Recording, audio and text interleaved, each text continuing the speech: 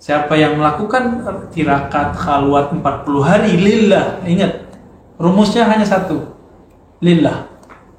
Kalau bukan karena lillah, maka yang masuk bukan ilmu laduni, tapi syaitani. Jadi maka dia kasyaf, tapi bukan kasyaf ilahiyah. Kasyafnya kasyaf syaitaniyah. Nah, ini yang terjadi pada Ahmad Shadiq. Dia 40 hari juga loh. Jangan salah, 40 hari. Apa yang datang kepadanya? Syaitan. Kenapa? Dia nggak punya guru.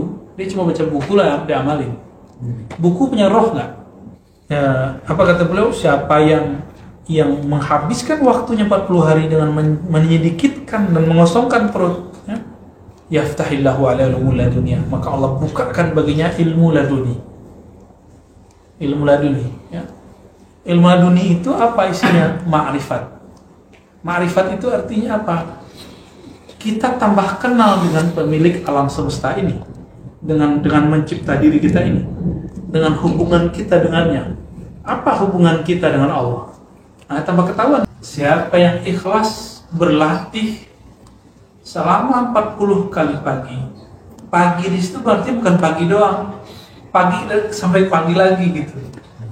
Ya, maka Allah akan pancarkan dari kalbunya nur sehingga tumpah ruah lewat lisannya. Nur inilah yang kita sebut dengan muhaddatsin, orang-orang yang Allah dialog sama dia. Gitu, ya. Baik. Waqad khassallahu tabaraka wa ta'ala al-arba'in bidzikri fi qissati sayyidina Musa alaihissalam wa amaru bi takhsis al-arba'in bi mazidi tabattul. Teman-teman masih ingat kisah Nabi Musa? Nabi Musa juga disuruh Allah 40 hari, tapi sebenarnya asalnya 30. Kenapa jadi 30? Itu ada sebabnya. Cuma ada satu adab yang sebenarnya tidak masalah di zaman kita, tapi masalah untuk seorang level Nabi Musa. Maka disebutkan Allah juga telah mengabadikan khalwatnya Nabi Musa 40 hari ke dalam Al-Quran, ya. Wa wa'adna Musa 30 lailatan, ya, wa atmamnaha bi'ashr, ya.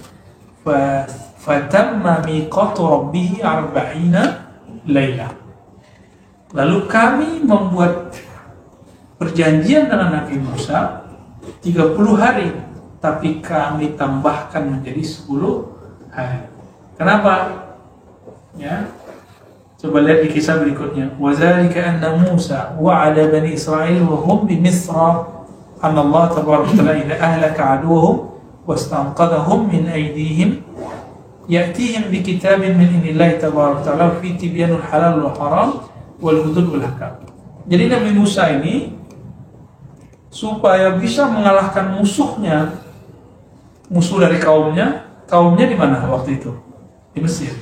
Maka beliau pergi berkhalwat ke Gunung Sinai. Gunung Sinai ini diperdebatkan dua tempat. Apakah Sinai Mesir atau Sinai utaranya Saudi, utaranya Hijaz. Dan sampai sekarang kajiannya masih berdebat para ulama sejarah. Tapi kita bisa gabung bahwa ternyata Nabi Musa barangkali pernah 2 kali khalwat. Yang pertama di Mesir. Kenapa? Waktu itu pengikutnya ada di Mesir. Lalu beliau berkhalwat di tempat Gunung Sinai itu. Untuk apa berkhalwat? Supaya nanti pulang bawa kitab suci yang punya kekuatan menguatkan iman mereka dan segala macamnya untuk mengalahkan musuh. Oke. Di situ ada hukum halal haram dan segala macamnya. Falamma fa'ala Allahu dzalika wa ahlaka Fir'aun sa'ala Musa rabbahul kitab. Ya. Setelah itu Allah kabulkan apa yang dimau oleh Nabi Musa dan mengalahkan Fir'aun, ya. Sa'ala Musa rabbahul kitab. Nabi Musa minta kitabnya. Fa'amaru tabaraka ayasuma salasini yawman. Lalu Nabi Musa berpuasa 30 hari. Kalau kita puasa itu nggak gosok gigi, ya kan? Dianjurkan tidak gosok gigi. Bau nggak? Nah, ini kisah bau di sini. Nabi Musa ini agak jijian juga sama bau. Ya. Maka di sini problem yang terjadi. Wa huwa Zulqa'dah, yaitu di bulan Zulqa'dah. Falamma tamat salasuna laila ankara khalufa fammihi fatasawwaka bi'audi kharduk. Setelah 30 hari dia bau-bau, kok bau ya gitu. Normal nggak tuh? Selevel Nabi Musa begitu loh. Jadi kalau kita begitu normal. Cuma kalau mau naik jangan begitu. Nabi Musa kemudian mencium bau itu. Akhirnya dia sibuk dengan bau itu. Dia kira bau itu busuk. Digosoklah. Digosoklah, bersiwaklah beliau. Faqalat lahul malaikah. Tapi malaikat bilang, Musa, ente kenapa cuci mulutmu? Kunna nashumu fika raihatal misk. Kami mencium dari kamu bau yang harum. Fa'afsadtahu bisiwak. Sekarang kamu merusak bau itu karena siwak. Nah, ini rahasianya di situ ada. Fa'amaru tabaraka yasuma 10 ayyam min Dzulhijjah. Oleh karena itu, tadi kan sudah selesai di Dzulhijjah. Zulqa'dah masuk ke Dzulhijjah. Inilah sejarahnya kenapa ada suluk 10 hari Dzulhijjah di kalangan ulama-ulama kita ahli qalb. Khalwat 10 hari ini rahasianya. Ya, kalau kita nggak pergi umroh, nggak pergi haji, ya kita suluk di sini seharusnya minimal puasa, gitu. Lengkaplah berapa hari? 40 hari. Jadi mulai hari ini kalau kita punya bau mulut, itu bau menurut malaikat loh ya, bukan bau menurut teman ya. Menurut teman kita tak bau, tapi bagi malaikat dan di sisi Allah, ya khalufu famis sha'im atyabu indallah min rihil misk. Itu lebih harum di sisi Allah daripada baunya misik, wangian misik. Wa qala lahu amma 'alimta anna khalufa famis sha'im atyabu 'indi min rihil misk. Inilah yang diulang Nabi yang direkam oleh Bukhari dan Muslim. Tahukah engkau Musa, bau-bau mulutnya orang yang puasa lebih harum bagi Allah daripada rihil misk, daripada parfum. Sekarang parfum apa yang paling mahal lebih harum dari itu? Parfum Prancis ya, yang lagi diboikot ya. Kasihan ya. Kasihan yang jualan di sini maksudnya. Prancisnya ya mereka lagi menghadapi yang mereka hadapi lah. Lam yakun shaumu Musa alaihissalam tarka ta'am bin nahar wa aklahu bin layl bal tawal 40 min ghairi aklin. Ini penafsiran. Nabi Musa 40 hari 40 malam gak makan gak minum. Mungkin gak? Mungkin. Izzuddin bin Salam pernah 40 hari lagi sayembara sama pendeta Hindu yang sakti. Mereka adu, jika kamu benar, kamu mati, kamu hidup setelah 40 hari. Lalu mereka puasa, nggak makan, nggak minum selama 40 hari. Di hari ke-39 mati pendeta Hindunya. Di hari ke-40 masih hidup Izzuddin bin Salam. Yang mengarang kitab ini, mana tadi? Yang Zubat yang banyak menginspirasi Imam Nawawi. Beliau gelarnya Sultan Ulama. Beliau ahli sunnah, Asy'ari dan murid Abul Hasan Syadzili. Murid Abul Hasan Syadzili. Tapi beliau sekarang ada beberapa pengkaji turos di YouTube-nya Mesir sana berani ngejek Izzuddin sekarang. Saya nggak usah kasih nama channelnya ya. Kita juga ngelirik juga mana mereka yang berani sama ulama-ulama kita. Udah banyak hari ini. Jadi kalau antum kemudian dianggap sesat, santai aja. Izzuddin Salam dianggap sesat, ya santai aja. Baik. Mungkin nggak? Mungkin. Yang nggak mungkin itu nggak mungkin bagi Allah, baru kita bilang nggak mungkin. Api gampang kan? Kalau Allah berkehendak, apa salahnya? Itu terjadi pada Ibrahim, terjadi pada orang Debus. Ya. Dan saya udah ketemu sama orang yang bisa puasa lebih dari 40 hari. Ya. 40 hari dia nggak makan Nabi. Ngapain? Zikir nafas aja. Ada itu udah. Cuma karena kita nggak lihat, bukan berarti nggak ada. Gitu ya. Baik.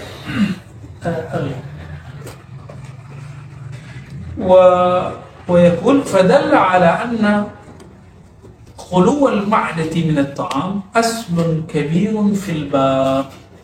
Nah, ini kaidahnya.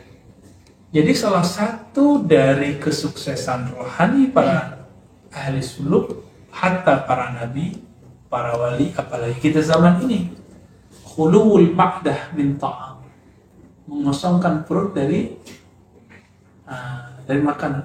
Kenapa sepertiga malam terakhir menjadi menarik, menjadi tempat yang luar biasa, waktu yang dahsyat? Karena kita makannya mungkin waktu maghrib dan kosong udah sampai di akhir itu. Ini rahasia juga itu. Walaupun nggak kosong full, tapi hampir setengah malam, setengah hari kita sudah kosongkan. Hatta taja Musa ila dzalika wasta'adna li mukalamati Allah tabaraka ta'ala. Sehingga Musa memerlukan puasa walaupun cuma 10 hari, yang 30 hari kan batal. Dibatalkan, disuruh 10 hari lagi. Wasta'adna li mukalamati Allah. Baru Nabi Musa siap mendengar kalam-kalam Allah Subhanahu wa ta'ala. Jadi selevel Nabi Musa harus puasa dulu. Terus antum nggak mau puasa, gimana ceritanya? Ya. Saya torikohnya yang biasa-biasa aja tak? Ya lawat aja ya. Wal ulum al-laduniyah fi qulubil munqati'ina ila Allah Ta'ala darbun minal mukalamah. Ilmu laduni yang tadi dimasukkan 40 hari bersih, Allah taruh pancaran hikmah. Pancaran hikmah itu boleh disebut dengan ilmu laduni. Jadi cara ilmu laduni bukan dengan cara yang aneh-aneh seperti yang kita lihat hari ini. Dan ilmu laduni kalau untuk cari di YouTube itu kebal-kebal, itu bukan laduni. Itu nama silatnya, silat ilmu laduni. Debus ilmu laduni, bukan itu ilmu laduni. Ilmu laduni bukan itu. Barangkali orang-orang yang mengatakan tasawuf sesat mengira itulah tasawuf. Kalau begitu ya kita nggak sepakat juga ya. Bukan itu tasawuf. Tasawuf bukan berkebal-kebal liar. Tasawuf itu supaya antum nanti nggak kebakar neraka gitu. Itu baru debus bener. Kalau cuma api biasa mah salah ya. Ini darbun minal mukalamah. Ini adalah salah satu dari mukalamah. Mukalamah itu disebut muhadatsah. Yang di pekan lalu kita bahas tentang muhaddatsin. Orang-orang yang Allah ajak bicara. Ya. Wa man inqata'a 'ala Allah 40 yawman mukhlishan muta'ahidan nafsahu bi khifatil ma'dati yaftahillahu ta'ala alaihi al-ulum al-laduniyah. Siapa yang melakukan tirakat khalwat 40 hari lillah, ingat rumusnya hanya satu, lillah. Kalau bukan karena lillah, maka yang masuk bukan ilmu laduni, tapi syaitani. Jadi maka dia kasyaf, tapi bukan kasyaf ilahiyah. Kasyafnya kasyaf syaitaniyah. Nah, ini yang terjadi pada Ahmad Musaddiq. Dia 40 hari juga loh. Jangan salah. 40 hari. Apa yang datang kepadanya? Setan. Kenapa? Dia nggak punya guru. Dia cuma baca buku lah, dia amalin. Buku punya roh nggak? Kalau ada apa-apa kejadian, bisa dicek nggak? Pakai di buku. Pusing. Tanya sama gurunya yang sudah mengalami itu. Ya. Nah, kenapa mursyid itu perlu? Karena dia mengalami hal-hal tersebut. Ketika terjadi pada antum semua, merasa dingin, panas, hilang, apa semua itu udah dia alami sama masyaikh itu. Tinggal cek, nggak perlu bolak-balik ini di halaman mana kejadiannya, nah, nggak perlu ngecek itu, udah langsung jawabannya ada. Karena kolbunya para ulama itu adalah yanadiul hikmah, ulama-ulama yang mereka pernah arbainan, ya. Berarti kalau ulama belum pernah arba'in gimana? Gak masuk. Nah, maka karena antum tidak hidup ya, di zaman yang bisa arba'in dengan mudah. Sekarang hari-harinya kita disiplinkan dengan disiplin arba'in. Itu yang kita dulu kasih suluk dari rumah. Masih ingat nggak tuh?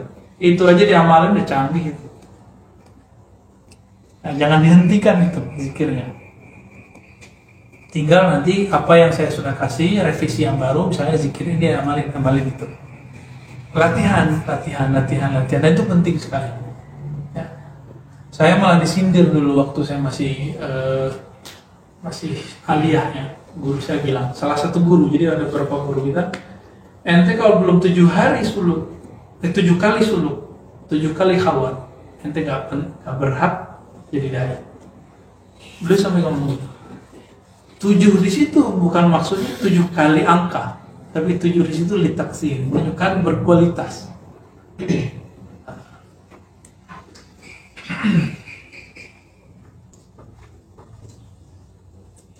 Pernah nggak itikaf tapi nggak ada panduan amalannya? Benar, berantakan nggak? Pesantren kilat. Yang buat pesantren kilat, yang buat itikaf, belum pernah melakukan itikaf dan diterima dari gurunya. Lalu apa acara itikafnya? Pengajian, debat, diskusi, makan, tidur. Terus tahajud bareng. Ya kan? Undang, mohon maaf nih ya, undang ustadz yang suaranya seperti ulama di Haramain.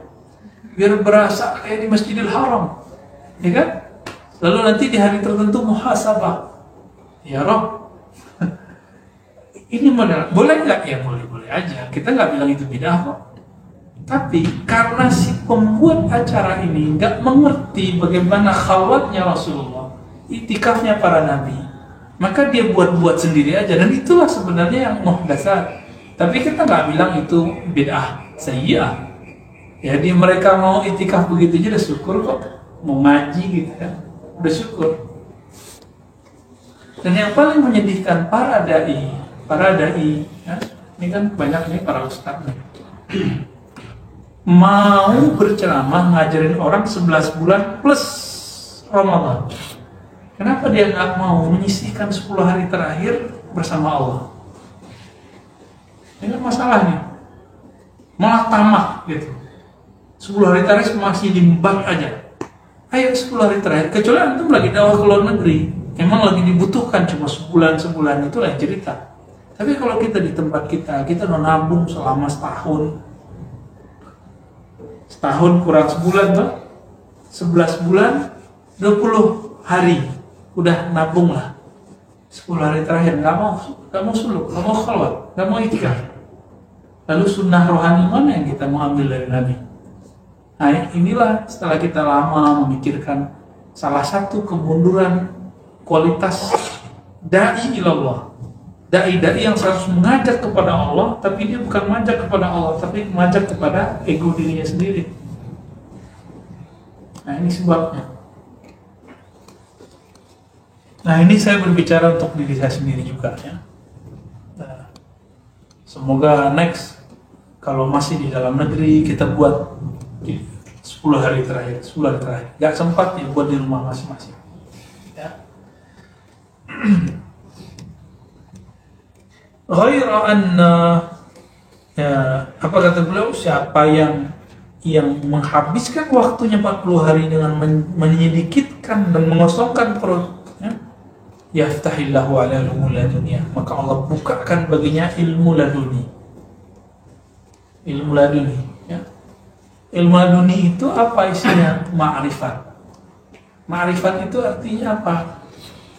Kita tambah kenal dengan pemilik alam semesta ini, dengan mencipta diri kita ini. dengan hubungan kita dengannya. Apa hubungan kita dengan Allah? Nah, tambah ketahuan di situ.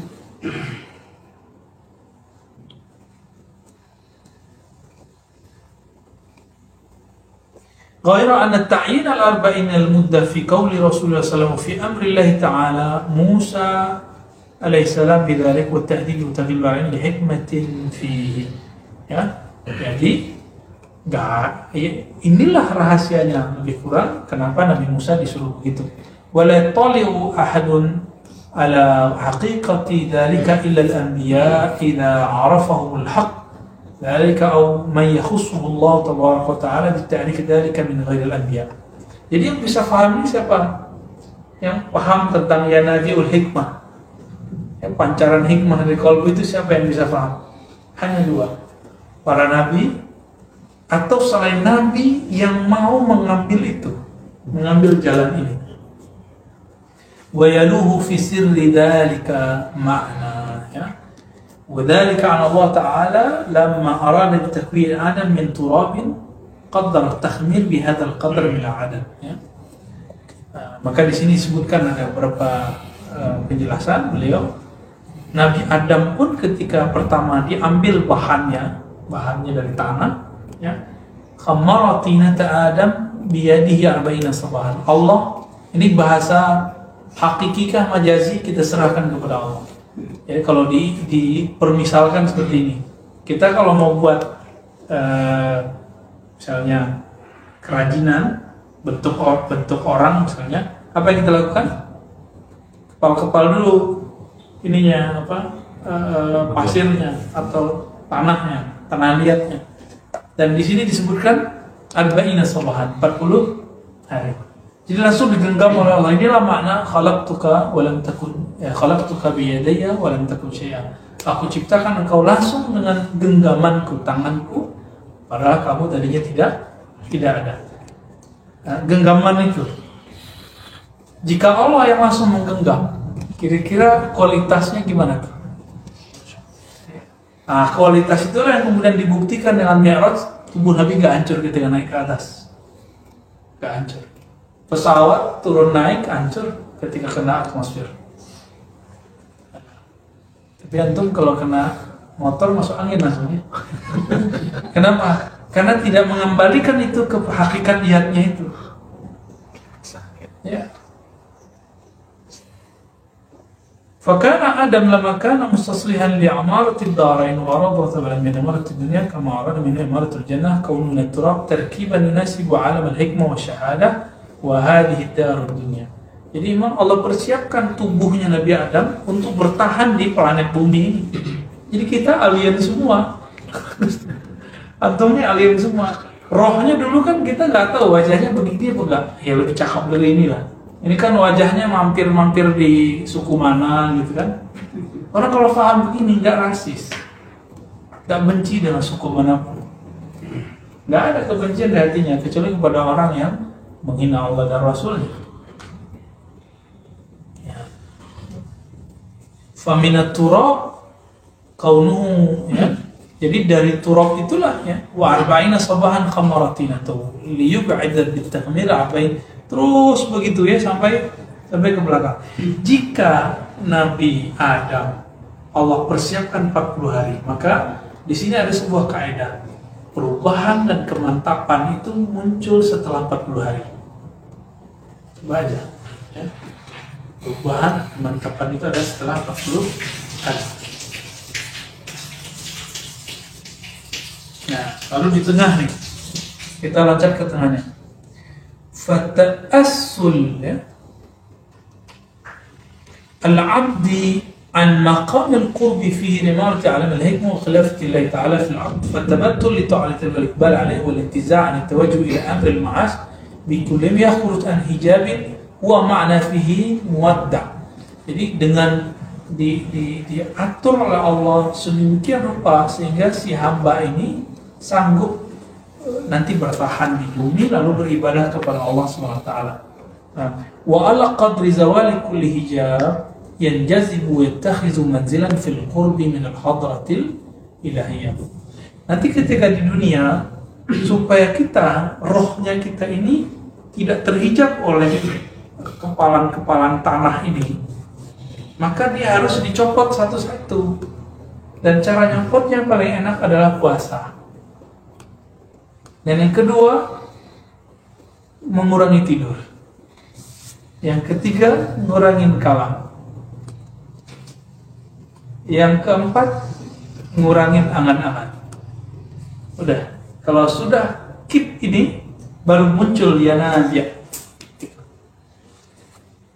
Kalbu ini kan seperti kal hajar, atau asyaddu qaswah, seperti batu atau lebih keras. Tapi ada sedikit kebuka, keluar air di situ. Keluar air mengalir, ya.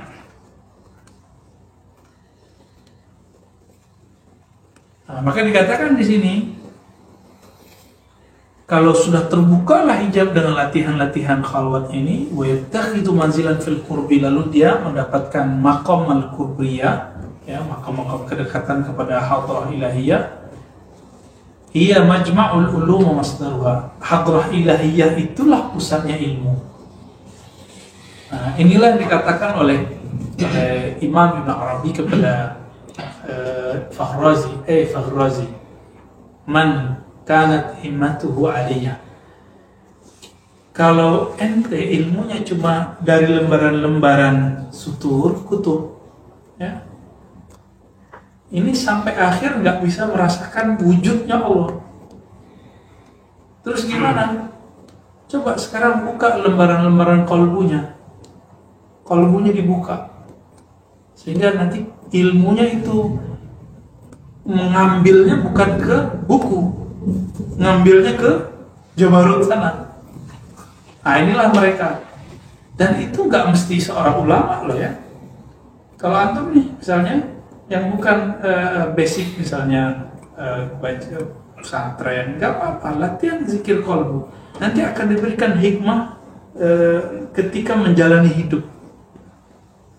Nah, hikmah-hikmah itulah yang kemudian dia mengikuti kalam-kalam ilahi.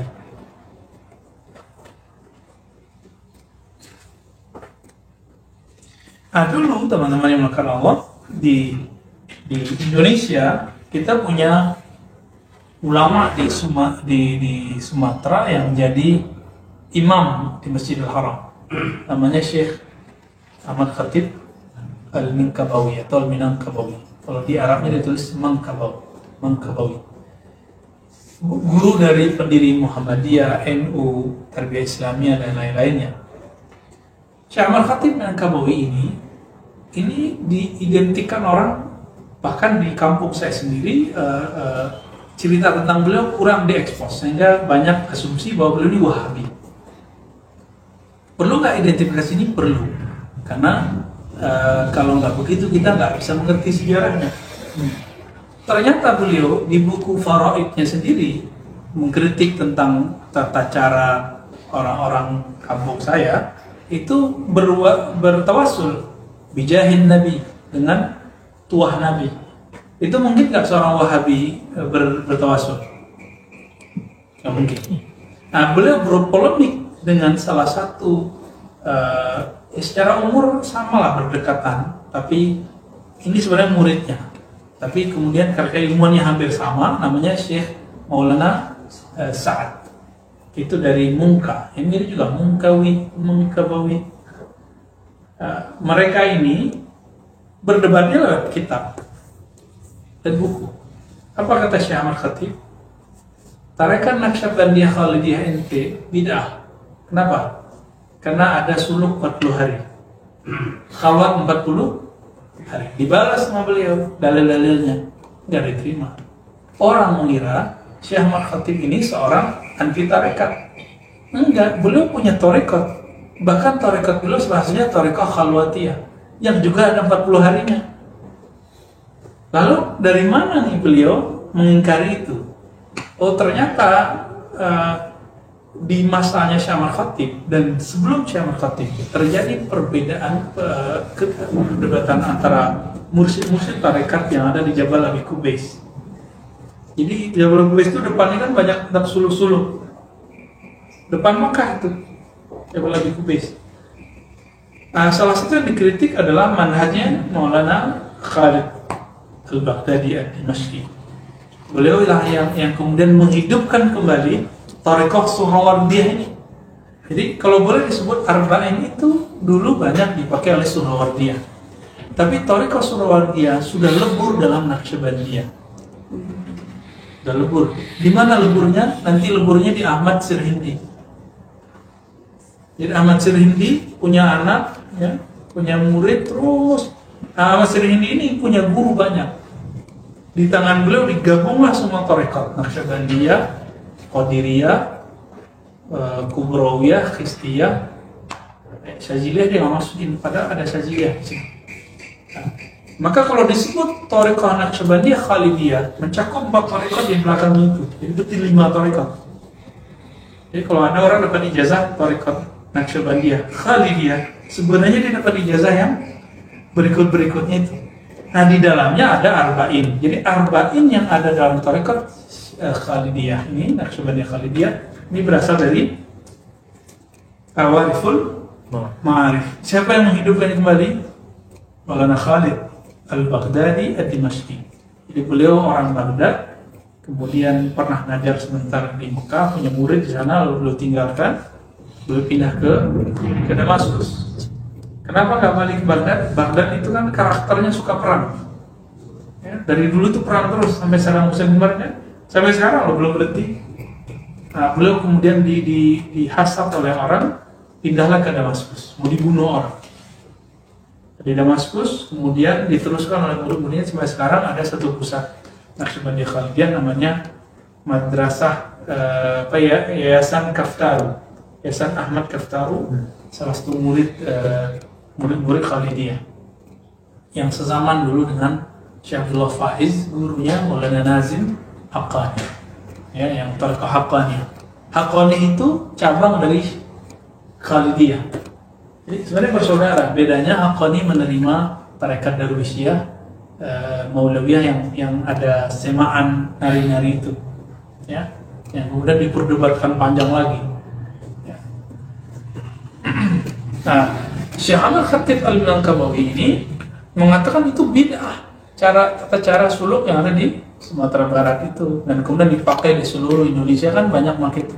Jadi dia dikirim surat, dibantah oleh Mas Sa'ad, kemudian dibantah lagi, begitulah. Mereka meninggal ya nggak ada kata sepakatnya. Siapa yang ikut Ahmad Khatib silakan, siapa yang ikut Maulana Sa'ad silakan.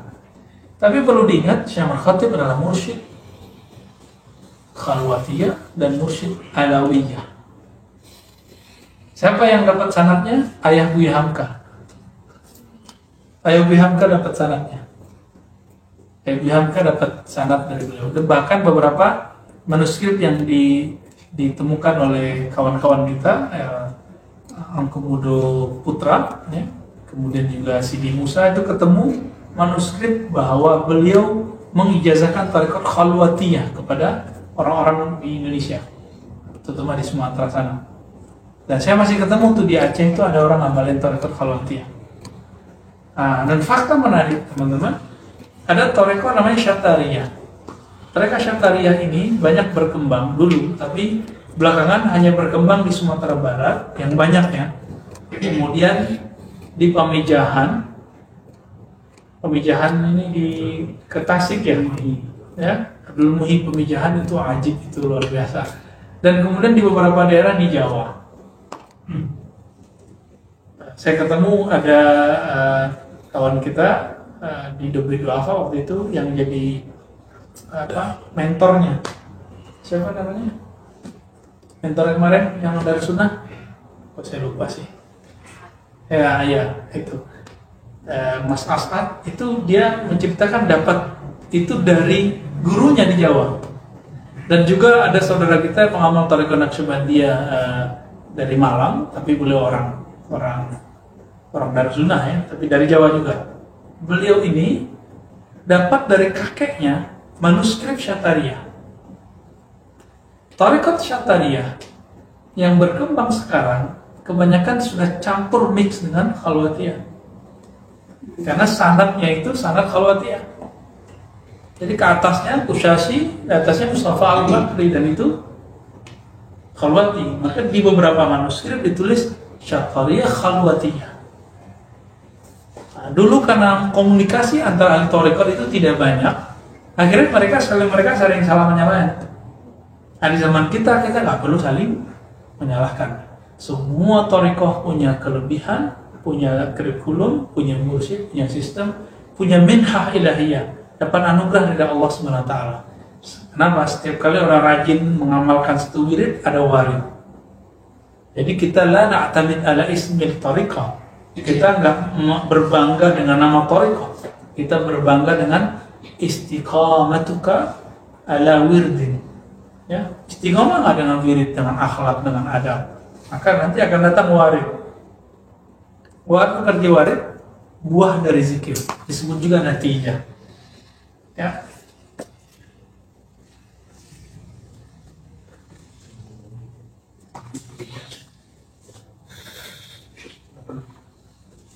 Nah, dikatakan di sini. Jadi kalau sudah rajin nih berlatih, inqalabat a'yanu hadisun nafsi uluman ilahamiyah. Kalau kita nih begini, kita mikir ala duniawi, hitung-hitungannya ala matematis ya. Kalau kita nggak punya zikir di qalbi. Ini misalnya ada yang mau nikah nih, terus Baik, ini belum nikah ya? Udah nambah. Oh, mau nambah ya? Mau nikah yang kedua maksudnya. Iya. Mujib, udah Mujib ya? Belum. Kapan? Katanya mau. Wah. Iya. Nunjuk orang karena dia ya. Baik.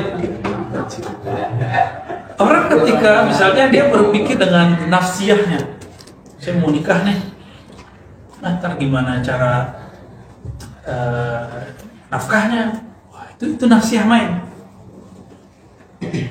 Udah punya kerjaan atau udah punya penghasilan lah, walaupun misalnya nggak jelas gitu.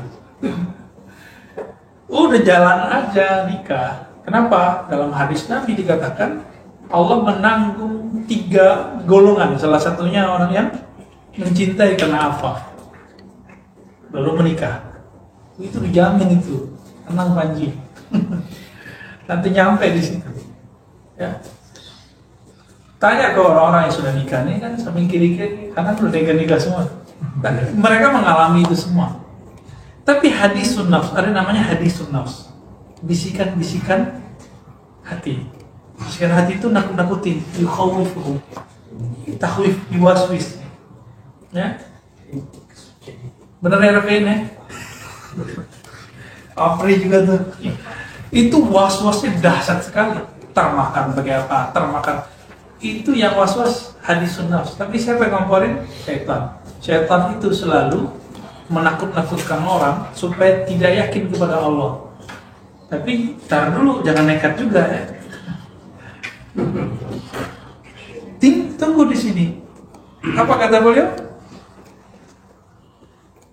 Kalau si kolbu sudah dilatih sehingga nama Allah masuk ke dalamnya, masuk ke dalam kolbu, maka kalam yang muncul bukan lagi kalam-kalam was-was, tapi berubah menjadi zaharat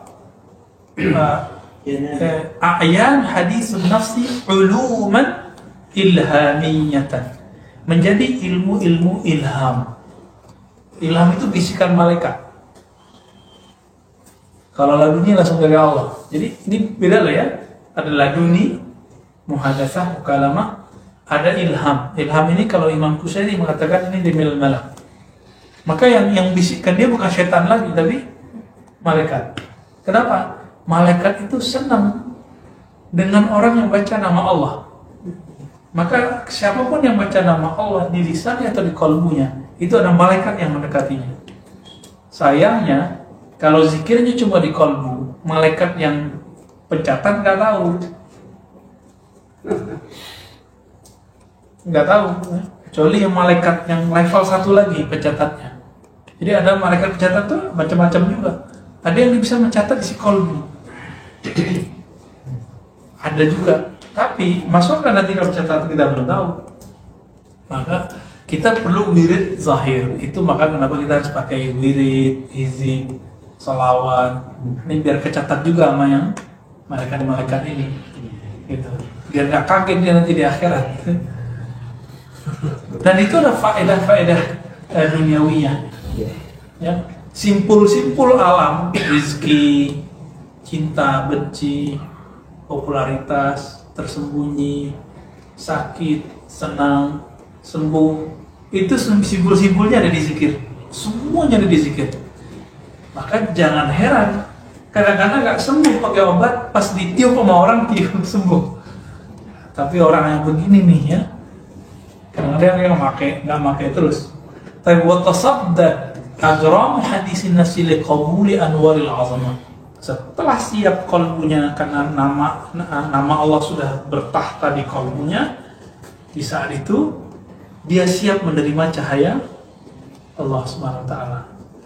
Jadi kalau nggak dikosongkan perutnya, nggak disederhanakan cara berpikirnya, nggak diisi dengan nama-nama yang Asmaul Husna, gimana cahaya itu mau masuk? Tempatnya nggak ada, ya, udah keisi sama hadisun nafs tadi, was-was tadi. Jadi kalau ada was-was, dia nggak masuk. Sedangkan yang ruh kita lagi terpenjara tuh di situ. Dunia sijnul mukmin, dia terpenjara, dia nggak bisa ngapa-ngapain. Nah ini kasihan. Baik. وما للقلب في ذاته لقبول العلم شيء وقول رسول الله صلى الله عليه وسلم ظهرت ينابيع الحكمة sampai akhir hadis أشار إلى القلب باعتبار أن للقلب وجها إلى النفس باعتبار توجيه إلى عالم الشهادة والوجه إلى الروح باعتبار توجيه إلى عالم الغيب. Saya sering mengatakan kalbu itu dia punya dua channel. Satu channel ke akal pikiran, hadisun nafs, ada ke ruh. Ada ke ruh, ya. Kalau tidak dilatih dari sekarang, nunggu tua nanti hatinya udah tuli. Nanti kalau udah tua, teman-teman, kalbunya udah bekarat. Nggak bisa diapa-apain kita. Ya, sawaun alaihim, repot. Sawaun alaihim anzartahum alam tuzirhum. Ya, itu repot nanti. Kalau sudah sama, dikasih sama, repot nanti. Nanti kalau ketemu yang ahlinya mau bekarat bersih. Sama yang ahlinya bekarat seperti apa, yang penting mau benerin, bisa bersih. Baik. فظهور العلوم فيستمد القلب العلوم المكنونة في النفس ويخرجها إلى اللسان. Jadi gimana prosesnya? Kok bisa dia mengeluarkan hikmah Ibnu Taimiyah, Khatmul Auliya, termasuk juga kitab ini. Ini gimana caranya, prosesnya? Kalau selama ini dalam epistemologi mesti ingat, ahli filsafat ngambil dari akalnya, ahli hadis dari hafalan dan teks. Pendengaran, berarti hissi, indrawi, filsafat, dan kalam dengan rasio. Jadi dia pikir, dia paham. Ahli hadis, dia dengar, dia hafal, dia tulis, dia paham. Sedangkan ahli kolbu, dia bersihkan kolbunya, dia wiridkan kolbunya, nanti nur masuk ke dalam, kolbunya nanti yang mengambil ke sana, lalu dia transfer ke lisan. Itu modelnya. Dan ini nggak bisa dibuat-buat. Nggak bisa dibuat-buat. Sekali dia buat kerasa di sini, ya, nggak enak di sini.